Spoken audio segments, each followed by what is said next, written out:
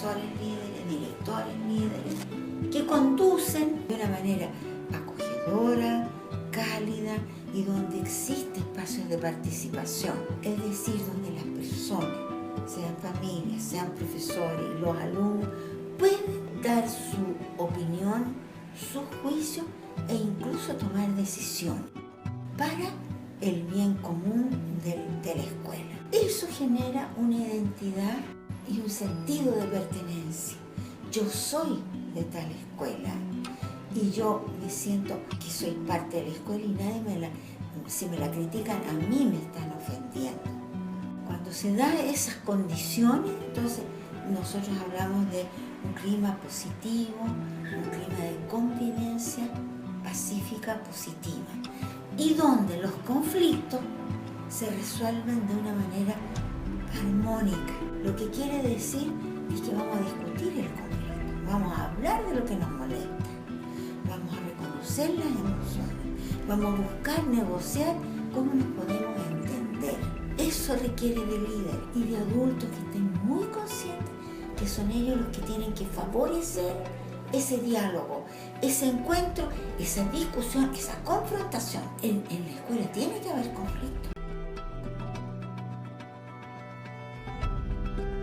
¿De quién depende el clima del aula? Profesores, porque son ellos los conductores del proceso pedagógico que allí va a ocurrir.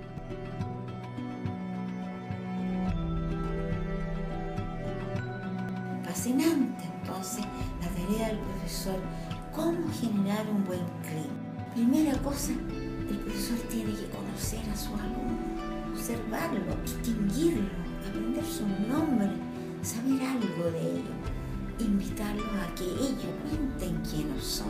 Cuando los niños cuentan quiénes son, y todos tienen la oportunidad de contar quiénes son, tú ya tienes un clima distinto en el aula.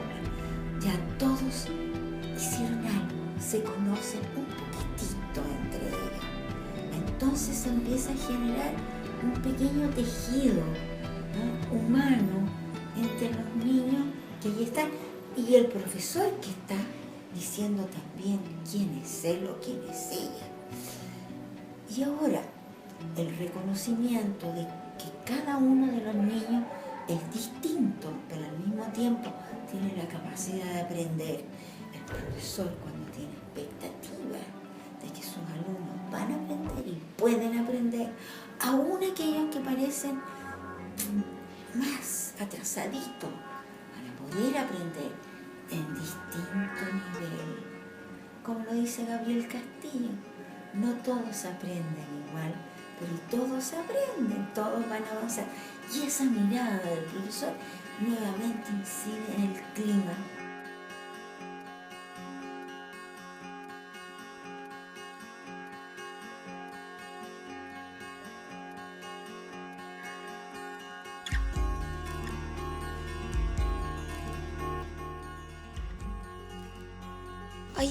Hay algunas veces cuando los niños terminan las zonas, ayudan a los que aún no terminan, así como, por ejemplo, hay que recortar, pero uno no sabe lo que tiene que recortar. Uno le dice, por ejemplo, tiene que recortar 3 autitos para completar la isla. Nos ayudamos uno a otro.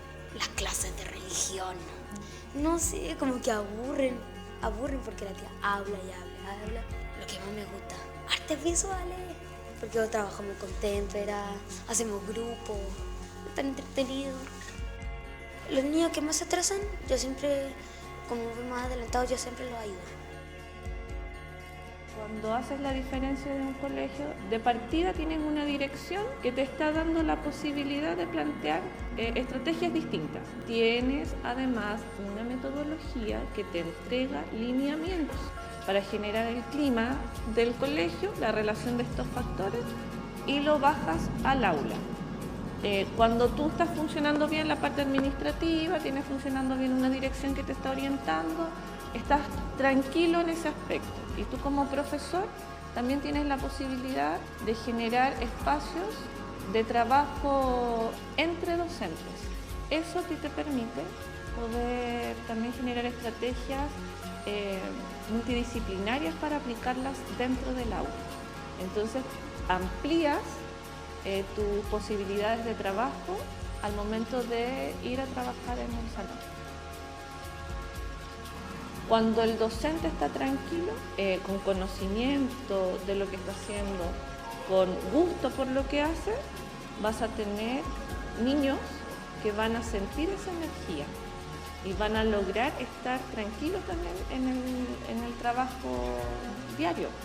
Por lo tanto, eso también implica un elemento importante dentro de la sala de clases. Un docente que está emocionalmente tranquilo tiene la capacidad mental de estructurar cualquier idea.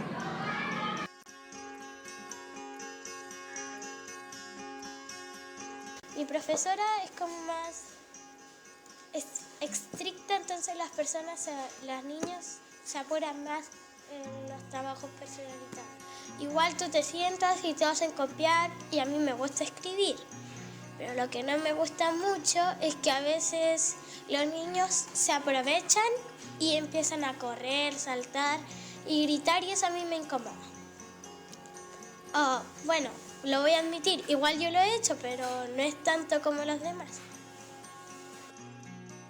Por ejemplo, los ramos importantes son la matemática y lenguaje, porque en la vida todo está lleno de eso. Tú, si por ejemplo quieres hasta ir a un concierto, tienes que leer las entradas y si no has estudiado lenguaje, ¿cómo lo vas a leer? Y hay muchos trabajos que son con matemáticas, como estar en la farmacia y todo eso, porque hay que contar el dinero.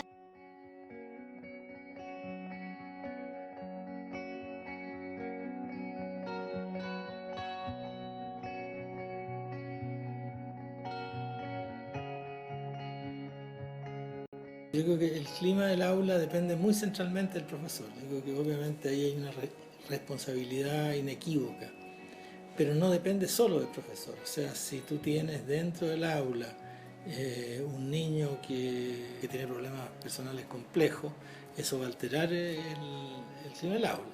Si tú tienes un niño, ¿no es cierto?, que ese día recibió una noticia fantástica y la comunicó a los otros, vas a tener un clima del aula muy positivo que no va a aprender para nada el profesor.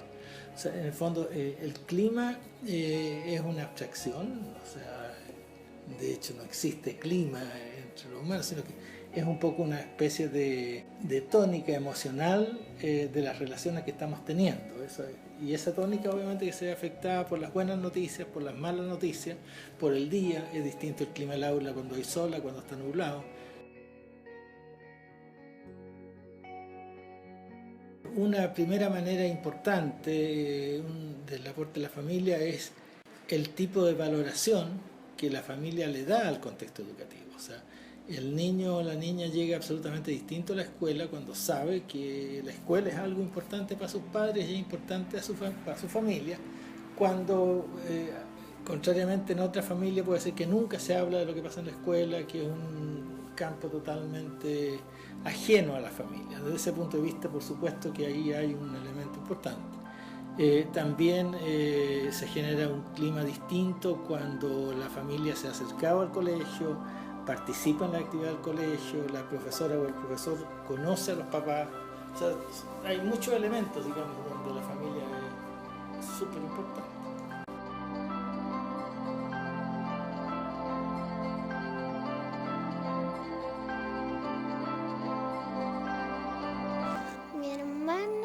Kinder, pero mi hermano está en otro colegio y sí me gustaría que estuviera acá, pero sería divertido. Él va en el colegio Gabriela Mistral. Allá ellos escriben en la pizarra mucho y acá hacemos las guías y ellos solamente tienen tarea en el cuaderno. Mi hermano no tiene guías para hacer. Ellos solamente tienen los cuadernos y la pizarra. A mí me gusta la puesta en común porque es divertida y porque cada uno dice su opinión respecto al tema que está hablando la tía. Que era mi profesora porque a veces es graciosa, conmigo es graciosa Y porque cuando uno, por ejemplo, pone música para cuando uno va a festejar algo, se pone a bailar muy gracioso. Cada día está más difícil trabajar con la familia. O sea, hay que destacar que los niños de hoy no son los mismos niños de antes. O sea, lamentablemente son niños que están cada día más solos.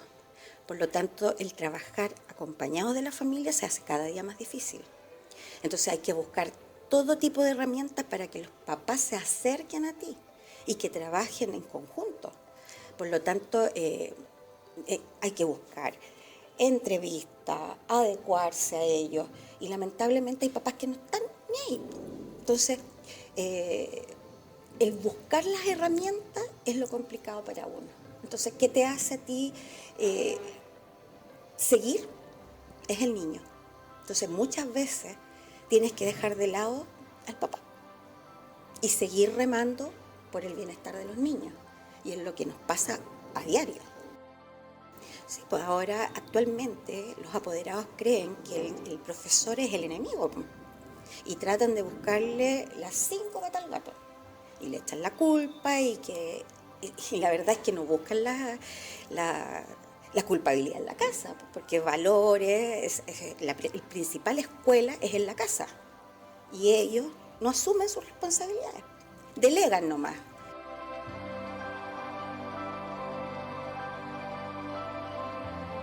Que me gusta jugar. A veces estoy jugando con mis compañeros y después ya empiezan a pelear y toda la cuestión y yo me pongo ahí y después ya empiezan a pelear conmigo. Me echan a mí siempre toda la culpa. Cuando me dan tarea para la casa es que mi mamá está en otro país, entonces yo lo hago las tareas con mi papá. Mi hermana es chica y no me puede ayudar porque ella tiene 3 años. Sé que mi mamá está feliz en Canadá con su primo. Y me gusta estar con la profe porque ella hace aplaudir y me gusta.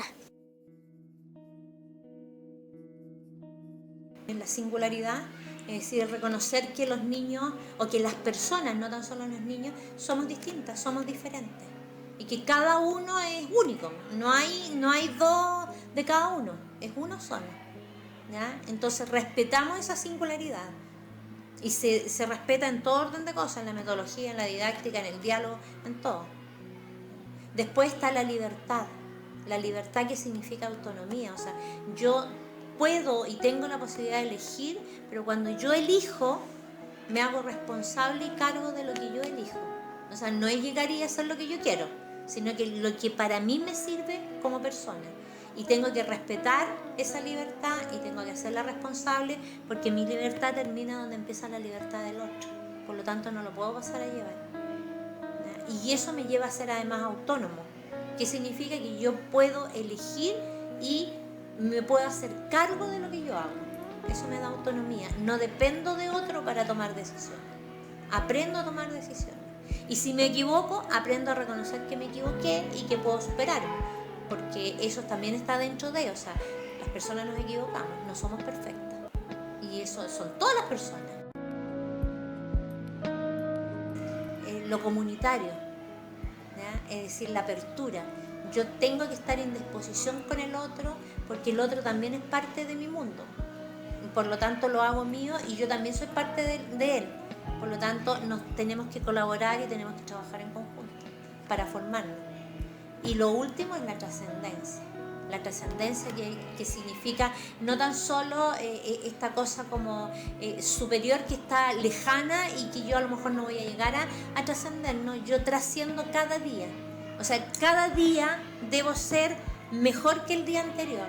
Hoy día, ¿qué es lo que hice? ¿Qué es lo que fui? ¿Qué es lo que logré?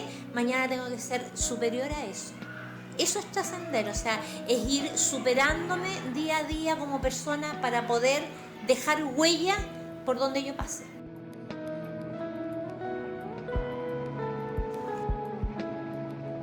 Ellos deben saber que tú estás aquí para ellos. Por lo tanto, su familia, su entorno se ve retratado claramente en la sala de clase. O sea, si están tristes, ellos van a llorar, van a pedir una oración, van a contarte qué está pasando. Si tú ves a alguien que está muy retraído, y que antes no lo era, hay que, ojo, algo está pasando, citar al apoderado, ver qué está pasando con este chico, que empiezas a conversar con él, empiezas a entablar un nexo, que él se sienta que tú lo estás acogiendo. O sea, es fundamental en esta educación y en cualquier educación, yo creo, que el niño sienta que tú estás ahí para él, porque en el fondo es eso, o sea, es una profesión como cualquier otra, pero es una profesión humanitaria, es una profesión donde estás trabajando con niños, no estás trabajando con una lavadora, no con una máquina de escribir, con un computador, no sé. Pero, por lo tanto, tú tienes que estar aquí para ellos. Y si él está mal, si él está triste, tú tienes que captar qué está pasando con él. Ahora, si generalmente es un niño inquieto, generalmente es un niño molestoso, generalmente un niño que te interrumpe, que molesta en la clase, ¿qué pasó? ¿Qué está pasando? ¿Tendrá alguna situación especial? O definitivamente su casa está normal y el niño ya tiene otras características distintas y hay que buscarle otra alternativa. Si yo le pongo trabajo más exigente, un trabajo más desafiante para él, puede que cambie porque a lo mejor está aburrido. Está molestando porque está aburrido, porque esto le da lata. En cambio, si yo le sugiero algo o le entrego algo un poco más desafiante, él puede cambiar su comportamiento. Entonces, ahora, finalmente, si después de muchas estrategias ya no hay solución o ya buscamos ayuda profesional, externa, pero los pasos que hay que dar primero es ver qué está pasando con él en su casa, porque él es parte de su casa. ¿Qué está pasando aquí? A lo mejor hay alguien que lo está molestando, hay alguien que le está interviniendo. Si a lo mejor eres tú y soy yo porque soy muy pesado, porque soy muy exigente, porque yo levanto la voz y la mamá no la levanta, o sea, hay que ir descartando, ir limpiando el camino, pero exige de hacer un mea culpa, ver qué estoy haciendo yo para lograr que el niño cambie, o en qué estoy fallando, a lo mejor yo no le estoy dando en el clavo y tengo que bajarme mi pedestal, que a muchos profes cuesta que bajen un poco, y de sentirte que eres un igual, y que a lo mejor soy yo la que está fallando, por eso el niño no está logrando lo que debe lograr. Entonces, buscarle por el otro camino. Pero hay mucho que hacer frente a eso, o sea, son tantas realidades distintas, familias monoparentales, que es cada vez van aumentando. O sea, la mamá vive sola con el niño y ve el fin de semana al papá, o la mamá vive sola con los niños y no ven al papá. El papá está ausente completamente y eso les duele pero en el alma a los niños. O sea, es un factor súper importante, la presencia del padre.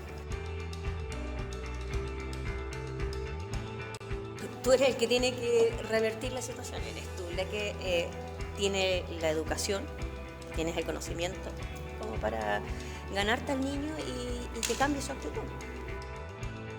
Yo me enamoro de cada curso. En algún minuto me dieron este curso que, ¡ay no, porque terrible! Es un curso complicado, un curso difícil, me va a costar. Y empiezas con esa sensación, con esos sentimientos encontrados de cuándo me van a dar un curso más tranquilo, cuándo me va a tocar una bendición, un curso donde yo pueda ir navegando más tranquila. Pero finalmente se transforma en un desafío. El hecho de estar todos los días, llegar y te reciben con un cariño, con un abrazo, o se te tiran a los brazos, como que eso ya, los niveles de energía te empiezan a subir de nuevo. El puro cariño, la retroalimentación con ellos, como lo que vas recibiendo de vuelta con ellos, es súper importante. Es lo que te mantiene parada en esta situación. Ellos vuelven a darte el mismo amor al día siguiente. Entonces como que te vuelven a inyectar, bien, sigamos otra vez. Eso es lo rico, eso es lo que a mí toda la vida me ha movido eso. El motor de esto es el amor que ellos sienten, el amor que te dan.